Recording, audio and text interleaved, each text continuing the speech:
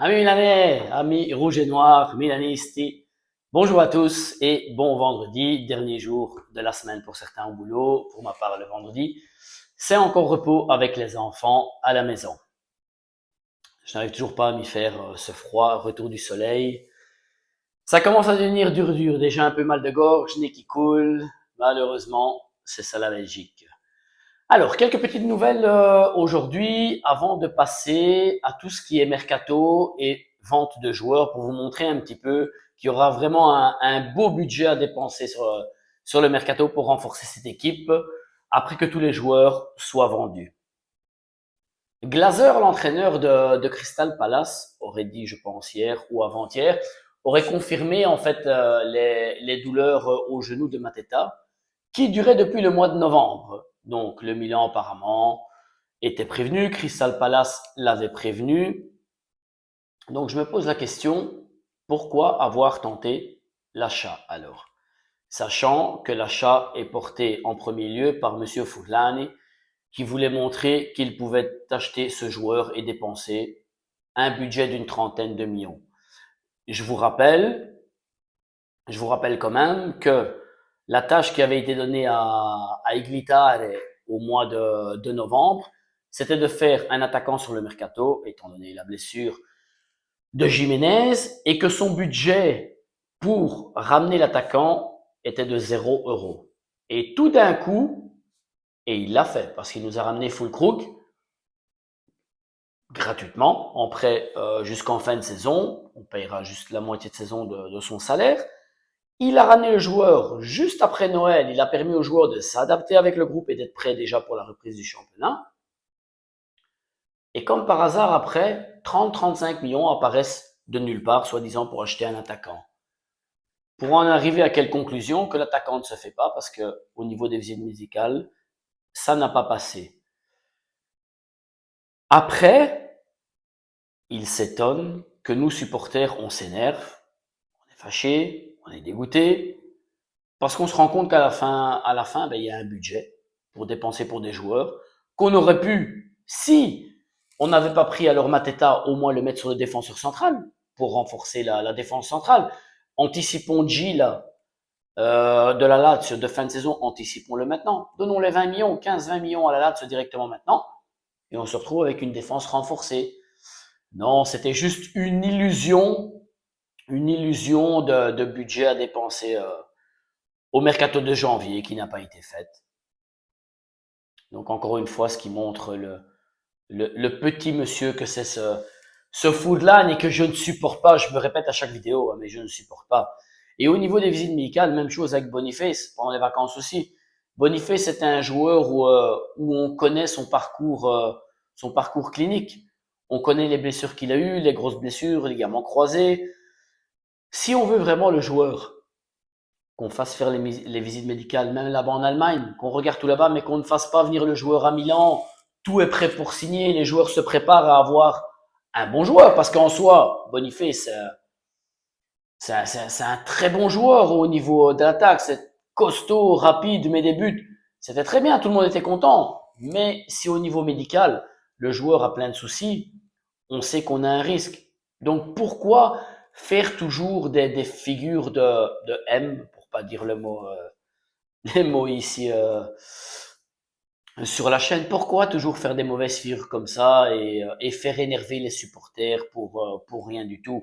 Alors c'est ce que disait hier, ce que je vous ai dit hier dans la vidéo, soi-disant une agence qui aurait mis l'info hier comme quoi beaucoup d'agents, beaucoup de managers maintenant discuteraient entre eux et seraient réticents d'amener leurs joueurs au Milan parce que le Milan fait passer des visites médicales beaucoup plus poussées que dans les autres clubs. Alors personnellement, ça ne m'atteint pas plus que ça, comme je l'ai dit hier, parce que si un joueur est sain et qu'il n'a pas de blessure grave, je ne vois pas où est le problème que le Milan fasse passer des visites médicales poussées, ce qui a permis de ne pas prendre des joueurs qui se font opérer, qui sont blessés de longue durée. Je suis désolé, ça pour moi c'est tout à fait normal et je ne vois pas quelque chose de catastrophique dans cette chose-là. Donc voilà, ces rumeurs-là, honnêtement, ça fait ni chaud ni froid.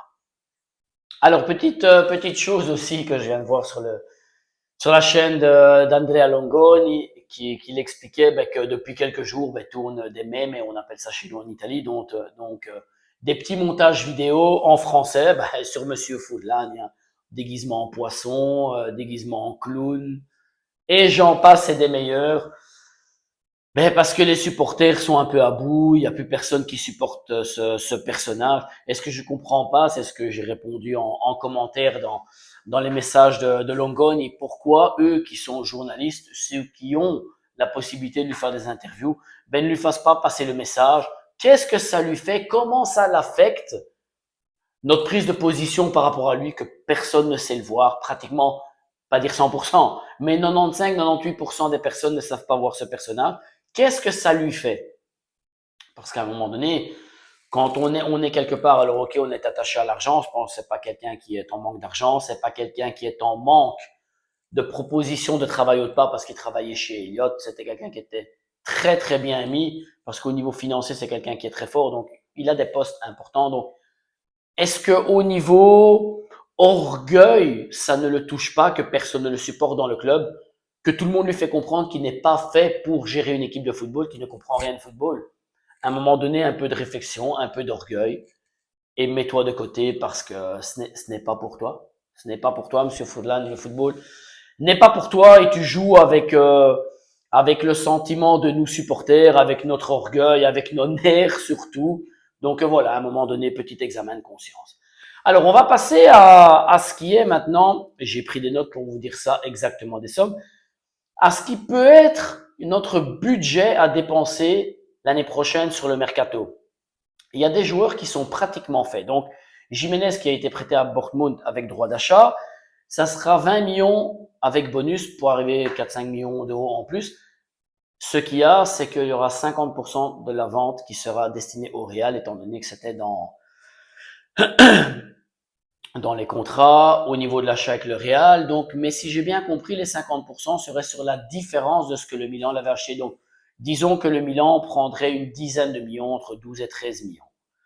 Pobega à Bologne, c'est pratiquement fait aussi, 7 millions d'euros.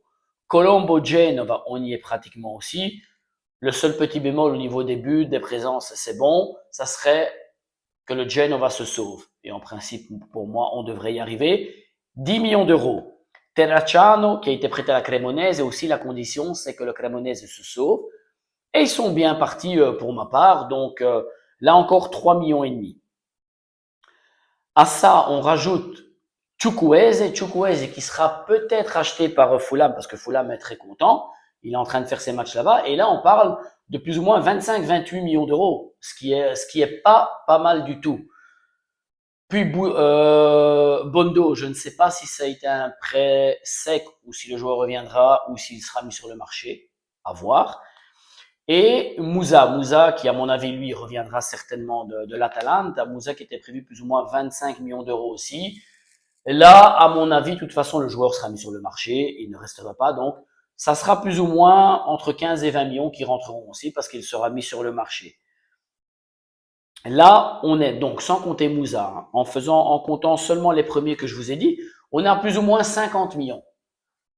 Accès à la Champions League, c'est une rentrée de minimum 50 millions aussi.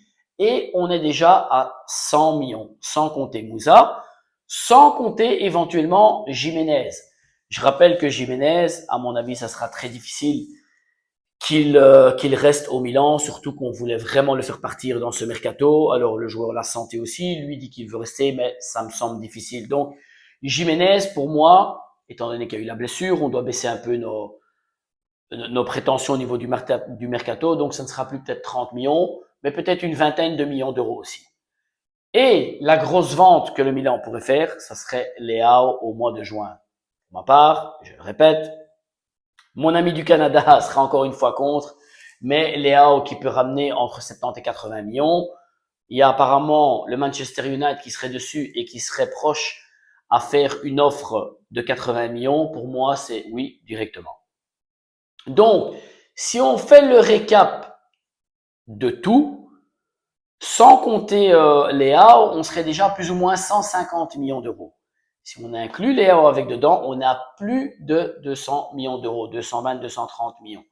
Alors, il y a, étant donné qu'on va mettre une partie dans le bilan de fin de saison, mais il y a quand même un beau mercato à faire. Alors, achat initial, notre numéro 9, Vlahovic ou Kean. Ça me va, un des deux. Préférence personnelle pour Vlahovic. Mais si Kean arrive, je suis d'accord, il n'y a aucun problème. Milieu de terrain, allons chercher Goretzka du Bayern, fin de contrat, on paye la commission, on lui donne un bon salaire, et on le ramène. Et on fait un très beau milieu de terrain avec Rabiot, Goretzka, Modric ou Yachad, et qui va rentrer de plus en plus, parce que là, j'ai là de Modric, et j'aimerais vraiment voir un Yachad à 100%. Et derrière, Gila de la Lazio, 20 millions. Faisons une tentative pour Kim du Bayern. Si on peut l'acheter directement, on l'achète. Si pas, un prêt avec droit ou obligation d'achat. Comme ça, c'est renvoyé à la saison prochaine. Et on pourrait faire une très belle campagne de renfort au mois de janvier avec 4 joueurs, 5 joueurs maximum, mais de top niveau. Un top attaquant, un top au milieu et un, voire deux top derrière. Et puis, avec ce qu'on peut vendre encore, peut-être Loftus-Cheek ou quoi que ce soit, on peut acheter quelqu'un pour donner le change à droite. Voyons aussi ce que donne Ateka, mais parce que peut-être que le garçon va exploser aussi. Et quelqu'un à la place aussi de Batezag et pour le faire souffler, parce que pour moi encore Estupinian, je l'avais oublié. On peut encore reprendre une quinzaine de millions d'euros aussi. Donc, il y a de l'argent qui va tomber du mercato. Utilisons-les correctement. Laissons travailler Tade et Allegri. Monsieur Foudlani Moncade de côté. Ne vous occupez pas du côté sportif.